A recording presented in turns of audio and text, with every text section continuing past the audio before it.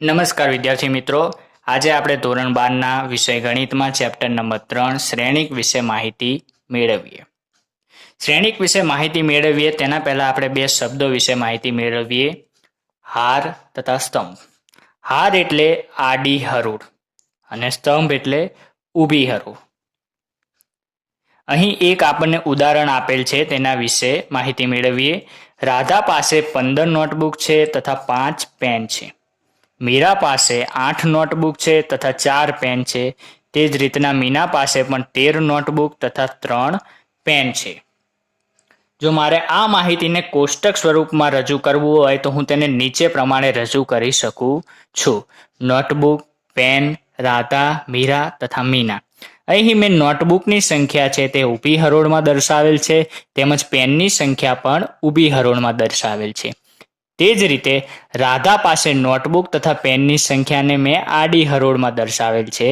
મીરા પાસે પણ નોટબુક તથા પેનની સંખ્યાને આડી હરોળમાં દર્શાવેલ છે અને મીના પાસે પણ નોટબુક તથા પેનની સંખ્યાને આડી હરોળમાં દર્શાવેલ છે. જો આ સંખ્યાને મારે શ્રેણિકમાં રજૂ કરવી હોય તો હું તેને આ પ્રમાણે રજૂ કરી શકું છું: બોક્સમાં 15, 5, 8, 4, 13, 3. અહીં 15, 5 પ્રથમ હાર, 8, 4 દ્વિતીય હાર, 13, 3 તૃતીય હાર.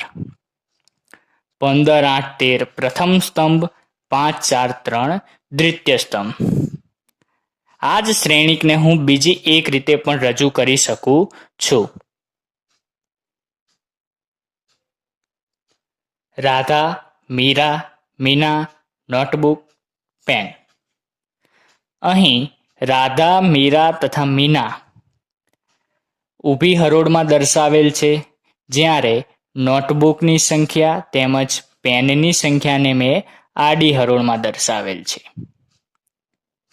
તેને શ્રેણિકના સ્વરૂપમાં આ પ્રમાણે લખી શકાય છે: બોક્સની અંદર 15, 8, 13, 5, 4, 3. અહીં 15, 8, 13 પ્રથમ હાર, 5, 4, 3 દ્વિતીય હાર છે. 15, 5 પ્રથમ સ્તંભ, 8, 4 દ્વિતીય સ્તંભ, 13, 3 તૃતીય સ્તંભ છે. આ પ્રમાણે કરેલ ગોઠવણી અથવા તો પ્રદર્શનને શ્રેણિક કહે છે. એટલે આપણે કહી શકીએ છીએ કે હાર તથા સ્તંભની વ્યવસ્થિત લંબચોરસ ગોઠવણીને આપણે શ્રેણિક કહીએ છીએ. વ્યાપક રીતે તેની વ્યાખ્યા: સંખ્યાઓ અથવા તો વિધેયોની ક્રમમાં લંબચોરસ સારણીને શ્રેણિક કહે છે. સંખ્યાઓ અથવા વિધેયોની ક્રમમાં લંબચોરસ સારણીને શ્રેણિક કહે છે. સંખ્યાઓ અથવા તો પછી વિધેયોને શ્રેણિકના સભ્યો અથવા તો પછી શ્રેણિકના ઘટકો કહે છે. અહીં બે શ્રેણિકના ઉદાહરણ આપેલ છે. શ્રેણિક A બરાબર બોક્સની અંદર 2, 4, 3, 0, 1, -5. શ્રેણિક B બરાબર બોક્સની અંદર 0, 1, 5, 2, 4, 6. અહીં શ્રેણિકના સભ્યો અથવા તો ઘટકો તરીકે સંખ્યા દર્શાવેલ છે, પરંતુ આ સંખ્યાની જગ્યાએ કોઈ પણ વિધેય પણ હોઈ શકે છે, જેમ કે સાઇન, કોસ, ટેન અથવા તો કોઈ પણ ત્રિકોણમિતીય વિધેય. હવે આપણે શ્રેણિકની કક્ષા વિશેનો ખ્યાલ મેળવીએ.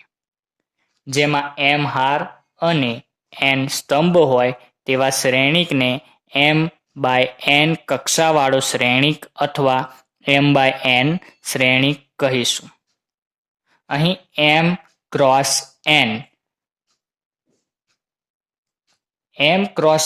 ને m/n કક્ષાવાળો શ્રેણિક તેવી રીતના વાંચવામાં આવે છે, અથવા તો પછી m/n શ્રેણિક આ રીતે વાંચવામાં આવે છે.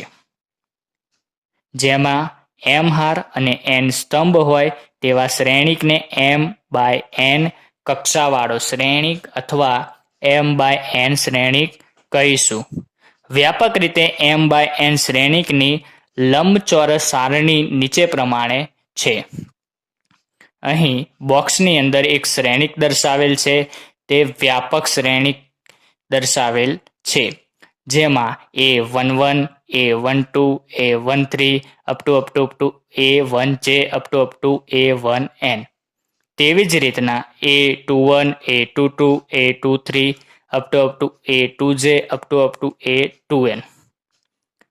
આ મેં તમને કહ્યું તે આડી હરોળની વાત છે, એટલે કે હારની વાત છે. પરંતુ આ ઘટકોને સ્તંભમાં પણ દર્શાવી શકાય છે. A11, A21, A31 up to AM1. તેવી જ રીતે A12, A22, A32 up to AM2. તેવી જ રીતે આ શ્રેણિકનો છેલ્લો ઘટક આપણને AM1 મળશે. અહીં શ્રેણિકની નીચે M/N લખવામાં આવે છે, જ્યાં M હાર છે તથા N સ્તંભની સંખ્યા દર્શાવે છે. તેને બીજી રીતે પણ રજૂ કરી શકાય છે. A બરાબર બોક્સની અંદર Aij M/N, જ્યાં Aij તે શ્રેણિકના સભ્યોની સંખ્યા એટલે કે શ્રેણિકના સભ્યો દર્શાવે છે તથા M/N શ્રેણિકની કક્ષા દર્શાવે છે. અહીં I ની કિંમત 1 less than or equal to I less than or equal to M, એટલે કે I ની કિંમત 1 અને M ની વચ્ચે અથવા તો 1 અથવા તો M હોઈ શકે છે.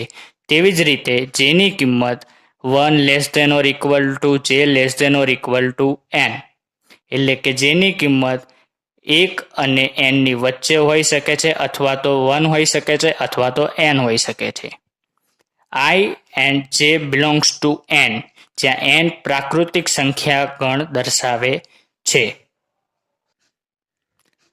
આમ આઈમી હાર ઘટકો AI1, AI2 up to AIN થી બનેલી છે અને જેમો સ્તંભ A1J, A2J up to AMJ થી બનેલો છે.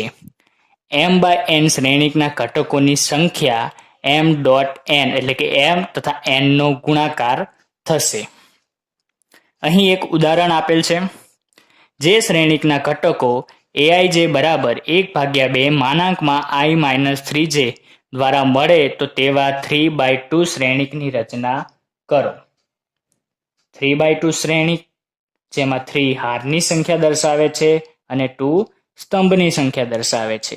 તેવો કોઈ એક શ્રેણિક વ્યાપક રીતે જો તેને રજૂ કરવો હોય તો A બરાબર બોક્સની અંદર A11, A12, A21, A22, A31, A32 થશે. હવે આપણે આ શ્રેણિક મેળવવા માટે આ શ્રેણિકના દરેકે દરેક સભ્ય મેળવવા પડશે. આપણે A11, A12, A21, A22, A31 તથા A32 ની કિંમત મેળવીશું. અહીં આપણને Aij બરાબર 1/2 I-3j આપેલ છે.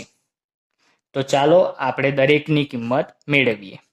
A11 1/2 I ની જગ્યાએ 1 તથા J ની જગ્યાએ 1 મૂકીશું. 1 -3 1 1 - 3 એટલે -2, પરંતુ -2 +2 થઈ જશે, એટલે 1/2 ગુણ્યા 2 બરાબર 1. તેવી જ રીતના A12 I બરાબર 1, J બરાબર 2. 1/2 1 - 3 into 2 1 - 6 એટલે કે -5. 1/2 into 5 એટલે કે 5/2. A21 I બરાબર 2, J બરાબર 1. 1/2 into 2 - 3 into 1 એટલે કે 2 - 3 -1, પરંતુ તે થઈ જશે +1 માનાંકમાં હોવાથી. 1/2 into 1 1/2. A22 I બરાબર 2, J બરાબર 2 બરાબર 1/2 2 - 3 into 2 બરાબર 1/2 into -4, જે થઈ જશે -4. 1/2 into 4 બરાબર 2. A31 I બરાબર 3, J બરાબર 1 બરાબર 1/2 3 - 3 into 1 3 - 3 0 શૂન્ય સાથે કોઈ પણ કિંમતની ગુણાકાર કરતા શૂન્ય મળે. A32 I બરાબર 3 J બરાબર 2 બરાબર 1/2 માનાંકમાં 3 - 3 × 2 3 - 6 - 3 બરાબર 1/2 × -3 થઈ જશે માનાંકમાં 3 3/2. આમ આપણને A11 ની કિંમત 1, A12 ની કિંમત 5/2, A21 ની કિંમત 1/2, A22 ની કિંમત 2, A31 ની કિંમત 0, A32 ની કિંમત 3/2 મળે છે. આથી આ કિંમતો આપણે વ્યાપક શ્રેણિક એમાં મૂકવાથી આપણને શ્રેણિક A બરાબર 1, 5/2, 1/2, 2, 0 તથા 3/2 મળે છે. અહીં આ શ્રેણિક 3/2 પ્રકારનો શ્રેણિક છે, જ્યાં હારની સંખ્યા 3 તથા સ્તંભની સંખ્યા 2 છે. શ્રેણિકના પ્રકારો. શ્રેણિકના મુખ્યત્વે 7 પ્રકાર છે. 1. સ્તંભ શ્રેણિક. જે શ્રેણિકમાં માત્ર એક જ સ્તંભ હોય તે શ્રેણિકને સ્તંભ શ્રેણિક કહે છે. જે શ્રેણિકમાં માત્ર એક જ સ્તંભ આવેલ હોય તેવા શ્રેણિકને સ્તંભ શ્રેણિક કહે છે. ઉદાહરણ A બરાબર બોક્સની અંદર 0, √3, 1, 2. અહીં જોઈ શકાય છે કે હારની સંખ્યા 4 છે તથા સ્તંભની સંખ્યા 1 જ છે. અહીં A એ 4/1 કક્ષાવાળો સ્તંભ શ્રેણિક છે. વ્યાપક રીતે A બરાબર બોક્સની અંદર Aij m/n એ m/1 કક્ષાવાળો સ્તંભ શ્રેણિક છે. અહીં I બરાબર 1, 2, 3 m. સ્તંભ શ્રેણિકમાં સ્તંભની સંખ્યા હંમેશા માટે 1 જ રહેશે, એટલે કે n બરાબર હંમેશા 1 જ થશે. 2. હાર શ્રેણિક. જે શ્રેણિકમાં માત્ર એક જ હાર હોય તે શ્રેણિકને હાર શ્રેણિક કહે છે. ઉદાહરણ A બરાબર 1/2, √5, 2, 3. 1/4 પ્રકારનો શ્રેણિક છે. અહીં જોઈ શકો છો મિત્રો કે m બરાબર 1 છે, એટલે કે હારની સંખ્યા 1 છે. અહીં A એ 1/4 કક્ષાવાળો હાર શ્રેણિક છે. વ્યાપક રીતે A બરાબર Aij m/n એ 1/n કક્ષાવાળો હાર શ્રેણિક છે. અહીં J બરાબર 1, 2, 3 n. હાર શ્રેણિકમાં m હંમેશા માટે 1 જ થશે. આમ આપણે સ્તંભ શ્રેણિક તથા હાર શ્રેણિકમાં કહી શકીએ કે સ્તંભ શ્રેણિક માટે સ્તંભની સંખ્યા હંમેશા માટે 1 થશે. તેવી જ રીતના હાર શ્રેણિકમાં પણ હારની સંખ્યા હંમેશા 1 જ થશે. ફરી એકવાર, સ્તંભ શ્રેણિક તો જે શ્રેણિકમાં માત્ર એક જ સ્તંભ હોય તે શ્રેણિકને સ્તંભ શ્રેણિક કહે છે. હાર શ્રેણિક જે શ્રેણિકમાં માત્ર એક જ હાર હોય, એટલે કે હારની સંખ્યા હંમેશા 1 હોય તેવા શ્રેણિકને હાર શ્રેણિક કહે છે. 3. ચોરસ શ્રેણિક. જે શ્રેણિકની હારની સંખ્યા તથા સ્તંભની સંખ્યા સમાન હોય તેવા શ્રેણિકને ચોરસ શ્રેણિક કહે છે. હારની સંખ્યા = સ્તંભની સંખ્યા. આમ જે m/n શ્રેણિકમાં m બરાબર n હોય તેવા m/n શ્રેણિકને ચોરસ શ્રેણિક કહે છે અને તે n કક્ષાવાળા ચોરસ શ્રેણિક તરીકે ઓળખાય છે. m/n માં m બરાબર n મૂકવાથી આપણને n/n પ્રકારનો શ્રેણિક મળે છે. આથી આપણે તેને n કક્ષાવાળો ચોરસ શ્રેણિક કહીએ છીએ. અહીં જાણવા જેવી વાત તે છે કે m/n પ્રકારના શ્રેણિકમાં m બરાબર n હોવાથી આપણે m ની જગ્યાએ n મૂક્યું. તે જ રીતે આપણે n ની જગ્યાએ m પણ મૂકી શકીએ છીએ. આથી આ શ્રેણિકને m/m પ્રકારનો ચોરસ શ્રેણિક પણ કહી શકીએ છીએ. તો તે m કક્ષાવાળા ચોરસ શ્રેણિક તરીકે ઓળખાય છે. ઉદાહરણ a બરાબર 3 1 2 1 0 -4 2 5 1 એ 3 કક્ષાવાળો ચોરસ શ્રેણિક છે. અહીં શ્રેણિક એ 3x3 પ્રકારનો છે, જ્યાં હારની સંખ્યા પણ 3 છે તથા સ્તંભની સંખ્યા પણ 3 છે. એટલે કે હારની સંખ્યા બરાબર સ્તંભની સંખ્યા. વ્યાપક રીતે a બરાબર aij m/m એ m કક્ષાવાળો ચોરસ શ્રેણિક છે. અહીં મેં ઉપર કીધું તે પ્રમાણે n/n કક્ષાવાળો શ્રેણિક પણ તમે કહી શકો છો. નોટ a બરાબર aij એ n કક્ષાવાળો ચોરસ શ્રેણિક હોય તો ઘટકો a11 a22 ann શ્રેણિક એનો વિકર્ણ બનાવે છે તેમ કહેવાય. આપણે જેમ આગળ શ્રેણિકનું વ્યાપક સ્વરૂપ જોયું ત્યાં આપણને a11 a22 a33 up to ann જે ઘટકો મળે છે તેને શ્રેણિકના વિકર્ણ ઘટકો કહે છે. આપેલ ઘટકો વિકર્ણ ઘટકો ક્યારે કહેવાય? જ્યારે શ્રેણિક ચોરસ શ્રેણિક હોય તો જ તેના a11 a22 up to ann ઘટકોને વિકર્ણ ઘટકો કહી શકીએ છીએ.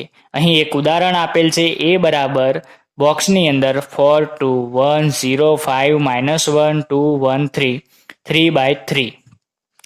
અહીં જોઈ શકો છો મિત્રો કે હારની સંખ્યા 3 છે, સ્તંભની સંખ્યા પણ 3 છે. એટલે કે હારની સંખ્યા બરાબર સ્તંભની સંખ્યા. માટે આ પ્રકારના શ્રેણિકને આપણે ચોરસ શ્રેણિક કહીએ છીએ.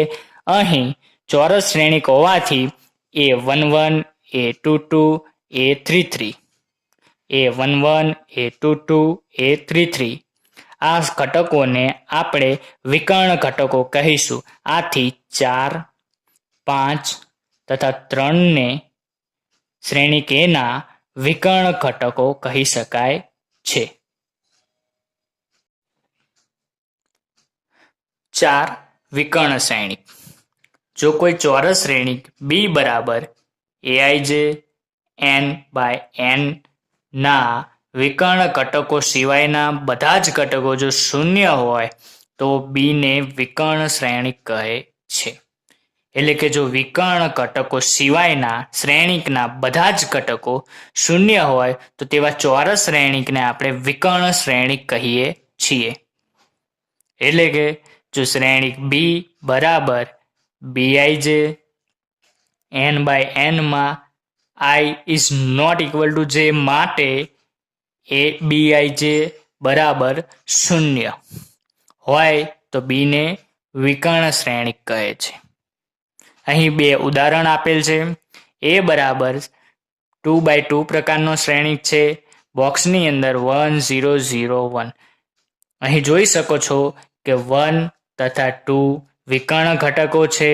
તેના સિવાયના બાકીના ઘટકો શૂન્ય મળે છે.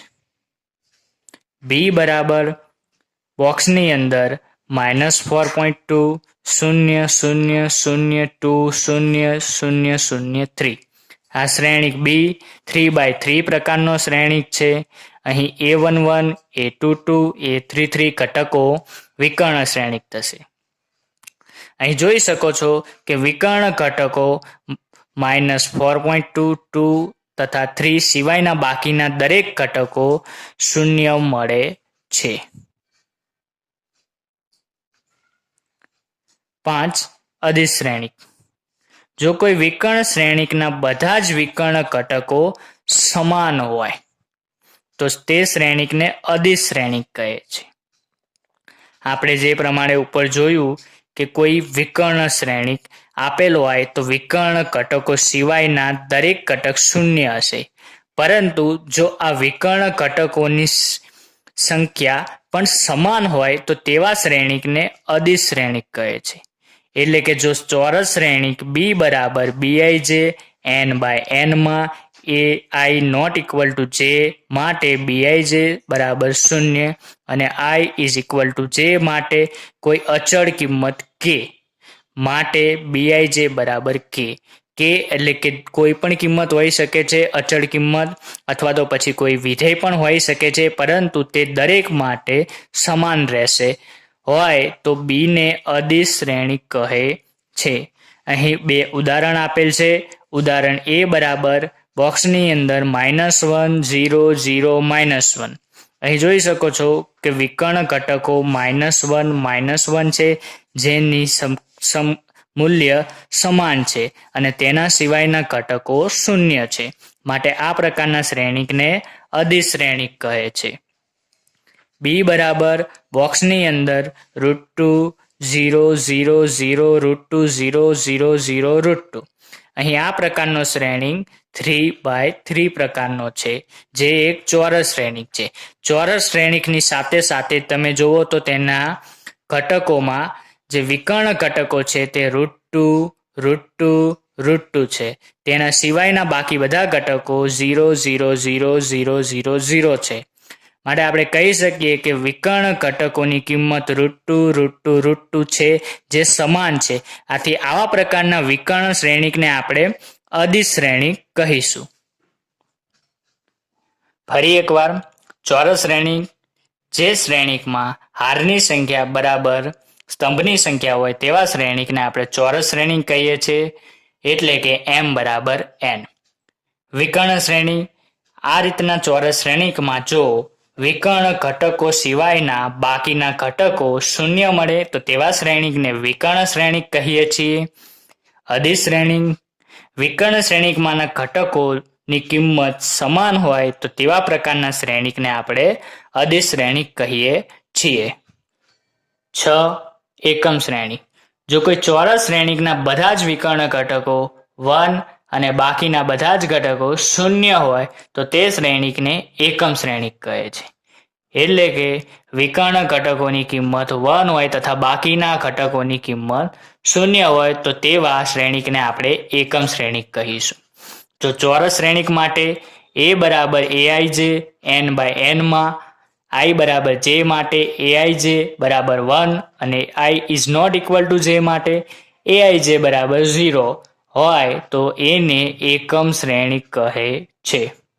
n કક્ષાવાળા એકમ શ્રેણિકને આપણે અંગ્રેજી કેપિટલ મૂળાક્ષર in વડે દર્શાવાય છે અને જો તેની કક્ષા નક્કી હોય તો તેને i વડે પણ દર્શાવાય છે. ઉદાહરણ તરીકે a બરાબર 1 0 0 1 આ 2/2 પ્રકારનો શ્રેણિક છે. ત્યાં જોઈ શકો છો કે વિકર્ણ ઘટકોની સંખ્યા 1 છે, જે સમાન પણ છે તથા 1 છે અને બાકીના ઘટકોની સંખ્યા 0 છે. તો આ પ્રકારના શ્રેણિકને એકમ શ્રેણિક કહીશું. b બરાબર 1 0 0 0 1 0 0 0 1.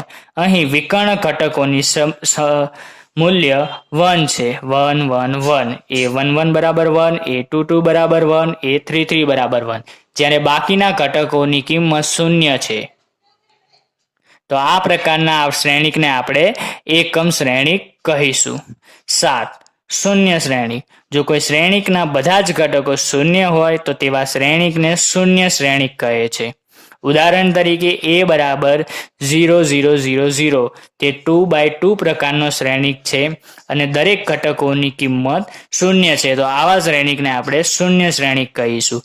b બરાબર 0 0 0 0 0 0 0 0 0 આ 3/3 પ્રકારનો શ્રેણિક છે તથા દરેક ઘટકોની કિંમત 0 છે. તો આવા શ્રેણિકને પણ આપણે શૂન્ય શ્રેણિક કહીશું. શૂન્ય શ્રેણિકને અંગ્રેજી કેપિટલ મૂળાક્ષર o વડે દર્શાવીશું. શ્રેણિકોની સમાનતા જો કોઈ બે શ્રેણિક a બરાબર aij અને b બરાબર bij ના સંદર્ભમાં 1 તેમની કક્ષા સમાન હોય, એટલે કે m/n સમાન હોય. 2 a નો દરેક સભ્ય b ના અનુરૂપ સભ્યને સમાન હોય, એટલે કે પ્રત્યેક i અને j માટે aij બરાબર bij, એટલે કે ધારો કે a11 બરાબર b11 a12 બરાબર b12 તે પ્રમાણે, તો a અને b ને સમાન શ્રેણિક કહે છે. ફરી એકવાર, જો કોઈ બે શ્રેણિક a બરાબર aij અને b બરાબર bij ના સંદર્ભમાં 1 તેમની કક્ષા સમાન હોય, 2 એનો દરેક સભ્ય b ના અનુરૂપ સભ્યને સમાન હોય, એટલે કે પ્રત્યેક i અને j માટે એઆઈ બરાબર બીઆઈ હોય તો એ તથા બી ને સમાન શ્રેણી કહે છે. ઉદાહરણ: એ બરાબર બોક્સની અંદર 2 3 4 1, બી બરાબર 2 3 4 1. અહીં બંને શ્રેણી 2x2 પ્રકારના શ્રેણીક છે. તો આપણે કહી શકીએ કે બંને શ્રેણીકોની કક્ષાઓ સમાન છે. બંને શ્રેણીકોની કક્ષા 2x2 પ્રકારની છે. હવે તેના ઘટકો જોઈએ તો a11 બરાબર 2, તો બી શ્રેણીકમાં b11 બરાબર પણ 2 છે. a12 બરાબર 3, b12 બરાબર 3, a21 બરાબર 4, b21 બરાબર 4, a22 બરાબર 1, b22 બરાબર 1. આમ તેના દરેક ઘટકોની કિંમત સમાન હોવાથી આ શ્રેણીકો સમાન શ્રેણીક છે તે પ્રમાણે કહી શકીએ છીએ. ઉદાહરણ નંબર 2, એ બરાબર બોક્સની અંદર 2 1 0 4, બી બરાબર 1 2 0 4. અહીં બંને શ્રેણીક 2x2 પ્રકારના શ્રેણીક છે. આમ કહી શકીએ કે બંને શ્રેણીકોની કક્ષા તો સમાન છે. હવે તેના દરેક ઘટકો વિશે જોઈએ.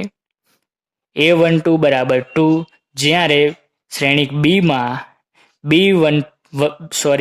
શ્રેણીક એમાં a11 બરાબર 2 છે, જ્યારે શ્રેણીક બીમાં b11 બરાબર 1 છે, જે સમાન નથી. તેવી જ રીતના a12 બરાબર 1 તથા b12 બરાબર 2 તે પણ સમાન નથી. માટે આપણે કહી શકીએ કે આપેલ શ્રેણીક એ અને બી અસમાન શ્રેણીક છે. જો એ અને બી સમાન શ્રેણીક હોય તો સંકેતમાં આપણે a બરાબર બી લખીશું.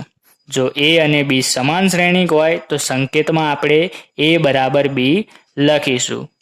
અહીં એક ઉદાહરણ આપેલ છે સમાન શ્રેણીકનું, તેના પરથી આપણે કિંમતો મેળવવાની છે. તો જોઈએ. જો બોક્સની અંદર x y z a b c બરાબર બોક્સની અંદર 1 2 0 4 3 2. જો સમાન શ્રેણીક હશે તો તેના દરેક ઘટકોની મૂલ્ય સમાન હશે.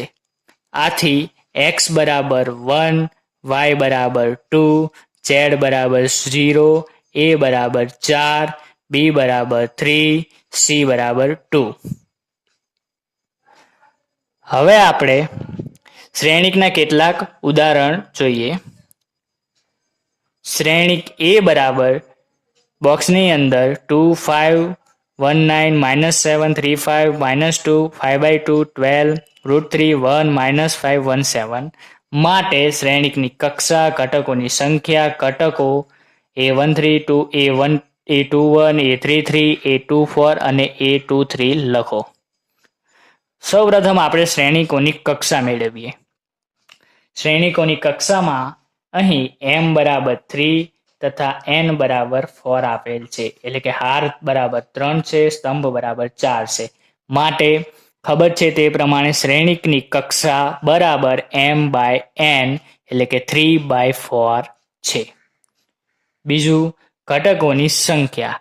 ઘટકોની સંખ્યા ખબર છે તે પ્રમાણે ઘટકોની સંખ્યા બરાબર m.n એટલે કે m તથા n નો ગુણાકાર એટલે કે 3 × 4 બરાબર 12. ત્રીજું, આપણે અહીં શ્રેણીકોના અમુક ઘટકો મેળવવાના છે. આથી આપણે 3/4 શ્રેણીકને સૌપ્રથમ વ્યાપક રીતે રજૂ કરીશું. એ બરાબર બોક્સની અંદર a11 a12 a13 a14 a21 a22 a23 a24 a31 a32 a33 a34. હવે આ વ્યાપક શ્રેણીક છે તેની સરખામણી આપણે આપેલ શ્રેણીક સાથે કરીશું તો આપણને a13 ઘટક 19 મળશે. a21 ઘટક છે તે આપણને 35 મળશે. a33 ઘટક આપણને -5 મળશે. a24 ઘટક આપણને 12 મળશે અને a23 ઘટક આપણને 5/2 મળશે. 2. જો કોઈ શ્રેણિકને 24 ઘટકો હોય તો તેની શક્ય કક્ષાઓ કઈ હોય? જો તેને 13 ઘટકો હોય તો તેની શક્ય કક્ષાઓ શું થશે? તો શ્રેણિકના ઘટકોની સંખ્યા બરાબર m તથા n નો ગુણાકાર. જો ઘટકોની સંખ્યા 24 હોય તો m.n બરાબર 24. m તથા n ની શક્ય કિંમતો એટલે કે m અને n નો ગુણાકાર 24 થવો જોઈએ. તો m બરાબર 1 તો n બરાબર 24, m બરાબર 2 તો n બરાબર 12, m બરાબર 3 તો n બરાબર 8, m બરાબર 4 તો n બરાબર 6. તો આ ચાર રીતે આપણને બંનેનો ગુણાકાર 24 મળે. હવે જો m ની કિંમત n માં જાય તથા n ની કિંમત m માં આવે તો પણ બંનેનો ગુણાકાર 24 મળે છે. આથી આપણે બીજી ચાર કિંમતો પણ મળી જશે. જો ઘટકોની સંખ્યા 13 હોય તો m.n બરાબર 13, m તથા n ની શક્ય કિંમતો શું થશે? m બરાબર 1 તો n બરાબર 13, m બરાબર 13 તો n બરાબર 1. બંનેનો ગુણાકાર આપણને 13 મળે છે. તેના સિવાય બીજી કોઈ પણ કિંમતનો ગુણાકાર 13 મળતો ન હોવાથી આપણને m તથા n ની બે જ શક્ય કિંમતો મળશે. જો શ્રેણિકને 18 ઘટકો હોય તો તેની શક્ય કક્ષાઓ કઈ હોય? જો તેને 5 ઘટકો હોય તો તેની શક્ય કક્ષાઓ શું થાય? શ્રેણિકના ઘટકોની સંખ્યા બરાબર m.n. જો ઘટકોની સંખ્યા 18 હોય તો m.n બરાબર 18, m તથા n ની શક્ય કિંમતો m બરાબર 1 તો n બરાબર 18, m બરાબર 2 તો n બરાબર 9, m બરાબર 3 તો n બરાબર 6. આ ત્રણેય કિંમતોનો ગુણાકાર આપણને 18 મળે છે. હવે જો n ની કિંમતો m માં મૂકતા તથા m ની કિંમતો n માં મૂકવાથી પણ આપણને બંનેનો ગુણાકાર 18 મળે છે. આથી બીજી ત્રણ કિંમતો પણ આપણને મળશે. આમ ટોટલ આપણને 6 શક્ય કિંમતો મળી શકે છે. જો ઘટકોની સંખ્યા 5 હોય તો m.n બરાબર 5 માટે m તથા n ની શક્ય કિંમતો m બરાબર 1 તો n બરાબર 5, m બરાબર 5 તો n બરાબર 1. બંનેનો ગુણાકાર 5 મળે છે. આથી તેની શક્ય કિંમતો 2 જ મળશે. દાખલા નંબર 6. નીચેના સમીકરણોમાં x, y અને z ના મૂલ્યો શોધો. અહીં શ્રેણિક આપેલ છે જે સમાન શ્રેણિક છે. શ્રેણિક 4, 3, x, 5 જેને આપણે ધારો કે a કહીશું. y, z, 1, 5 ને ધારો કે આપણે b કહીશું. અહીં સમાન શ્રેણિક હોવાથી a11 બરાબર b11, a12 બરાબર b12, a21 બરાબર b21, a22 બરાબર b2 થશે. આથી y બરાબર 4, z બરાબર 3, x બરાબર 1 થશે. બીજું x પ્લસ y બરાબર x plus y 2, 5 plus z xy. આ શ્રેણિકને આપણે ધારો કે એ શ્રેણિક કહીએ તથા 6, 2, 5, 8 શ્રેણિકને આપણે બી શ્રેણિક કહીએ. અહીં બંને શ્રેણિકો સમાન શ્રેણિક હોવાથી a11 બરાબર b11, a12 બરાબર b12, a21 બરાબર b21, a22 બરાબર b22 થશે. આથી x પ્લસ y બરાબર 6, 5 પ્લસ z બરાબર 5 તથા xy બરાબર 8 થશે. અહીં આપણે x પ્લસ y બરાબર 6 ને સમીકરણ 1, 5 પ્લસ z બરાબર 5 ને આપણે સમીકરણ 2, xy બરાબર 8 ને સમીકરણ 3 કહી દઈએ. હવે સમીકરણ 2 માં z ની કિંમત માટે શોધીએ આપણે. તો 5 પ્લસ z બરાબર 5, 5 ને આપણે સામે લઈ લઈએ તો z બરાબર 5 માઇનસ 5 બરાબર 0. આમ z બરાબર 0. હવે સમીકરણ 3 માં x ની કિંમત મેળવતા તો xy બરાબર 8, y ને સામે મોકલી દેતા તો x બરાબર 8 બાય y જેને આપણે સમીકરણ 4 કહી દઈએ. સમીકરણ 4 ની કિંમત સમીકરણ 1 માં મૂકતા x પ્લસ y બરાબર 6, x ની જગ્યાએ આપણે 8 બાય y મૂકીશું તો 8 બાય y પ્લસ y બરાબર 6. હવે લસા લેતા તો y અહીંયા ગુણાશે તો y² પ્લસ 8 ના છેદમાં y સામે બરાબર 6. y² પ્લસ 8 y ને સામે મોકલી દેશું તો 6y થઈ જશે અને આ 6y ને આપણે આ બાજુ લાવી દઈશું તો y² - 6y + 8 બરાબર 0. અવયવો પાડતા y-4 × y-2 બરાબર 0. આથી y ની બે શક્ય કિંમતો મળે છે, y બરાબર 4 અથવા y બરાબર 2.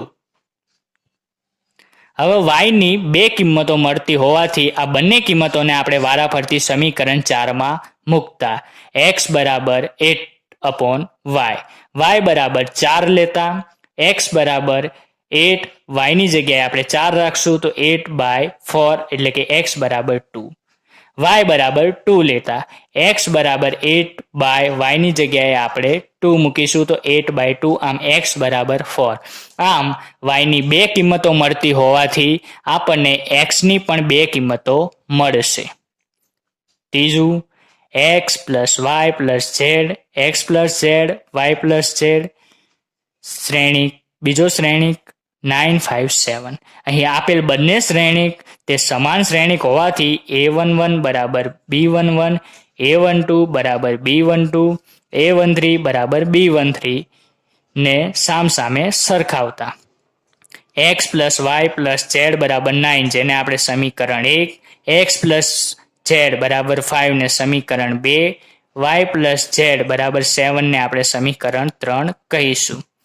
સમીકરણ 2 માં x ની કિંમતો મેળવતા તો x + z બરાબર 5 માં x બરાબર 5, z ને સામે લઈ લેશું તો 5 - z જેને આપણે સમીકરણ 4 કહીશું. હવે સમીકરણ 3 માં x ની કિંમત મેળવતા તો y + z બરાબર 7 માં y રાખીને સૂત્રનો કર્તા બનાવીશું ને z ને સામે મોકલીશું તો 7 - z જેને આપણે સમીકરણ નંબર 5 કહીશું. સમીકરણ 4 તથા સમીકરણ 5 ની કિંમતો આપણે સમીકરણ 1 માં મૂકતા x + y + z બરાબર 9, જ્યાં x ની જગ્યાએ આપણે 5 - z પ્લસ y ની જગ્યાએ 7 - z પ્લસ z બરાબર 9. z ને આપણે જોડે રાખીશું તો -z - z -2z plus z plus 5 + 7 ની જગ્યાએ 12 બરાબર 9. -2z પ્લસ z બરાબર -z, 12 ને સામે મોકલી દઈશું તો 9 - 12 z બરાબર -3, - કેન્સલ તો z બરાબર 3. હવે આ z ની કિંમત આપણે સમીકરણ નંબર 4 માં મૂકીશું, માટે x બરાબર 5 - z, જ્યાં z બરાબર ને 3 મૂકીશું તો x બરાબર 5 - 3 તો x બરાબર 2. હવે આ z ની કિંમત આપણે સમીકરણ 5 માં મૂકતા આપણને y ની કિંમત પણ મળી રહેશે, માટે y બરાબર 7 - z, y બરાબર 7 - z ની જગ્યાએ 3 તો 7 - 3 બરાબર 4, માટે y બરાબર 4. આમ આપણને x, y તથા z ત્રણેયની કિંમત મળી રહેશે. દાખલા નંબર 7, સમીકરણ a - b 2a + c 2a - b 3c + d જેને આપણે ધારો કે એ શ્રેણિક કહીશું બરાબર શ્રેણિક -1, 5, 0, 13 ને ધારો કે આપણે બી શ્રેણિક કહી દઈએ. માંથી આપણે a, b, c તથા d ના મૂલ્ય શોધો. અહીં બંને શ્રેણિક સમાન શ્રેણિક હોવાથી a11 બરાબર b11, a12 બરાબર b12, a21 બરાબર b21, a22 બરાબર b22 સમાન થશે અને તેને સરખાવીશું આપણે. આથી a - b બરાબર -1 જેને આપણે સમીકરણ 1, 2a + c બરાબર 5 ને આપણે સમીકરણ 2, 2a - b બરાબર 0 ને આપણે સમીકરણ 3, 3c + d બરાબર 13 ને આપણે સમીકરણ 4 કહીશું.